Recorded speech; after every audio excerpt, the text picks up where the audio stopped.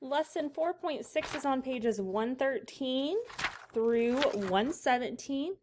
Our new skill for this lesson is using AutoSum and just performing various calculations. So you will go to Schoology and download the 4.6 source, and then you will save it as 4.6 student scores. Step 4A, bold cell A1 and change the font size to 18. Step 4B, merge and center cell A1 across columns A through J. Step 4C, bold row 3. Step 4D, use your fill to fill the series of question numbers 1 through 5 in cells C3 through G3.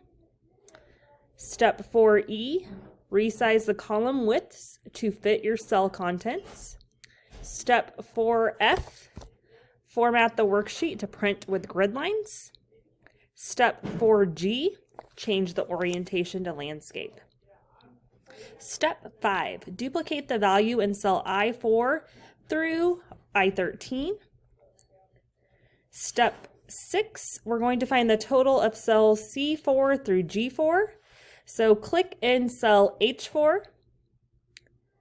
Then we're going to go to the Home tab and under the Editing group, click AutoSum.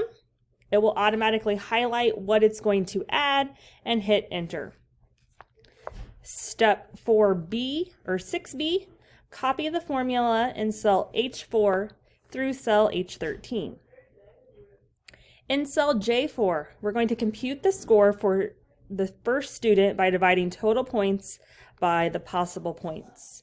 Your formula would be equals H4 divided by I4. Step 8, copy that formula down through the rest of the students. Step 9, we're going to find the average of cells J4 through J13.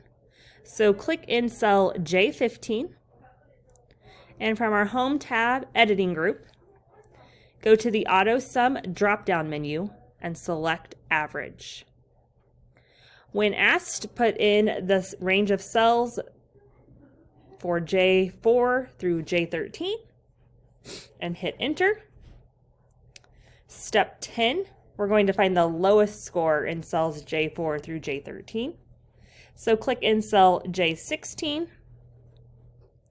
and go to our AutoSum drop-down menu and select Min. When prompted, put in your range of cells J4 through J13 and hit Enter. Step 11, we're going to find the highest score in cells J4 through J13. So click in cell J17, go to your AutoSum dropdown, select Max.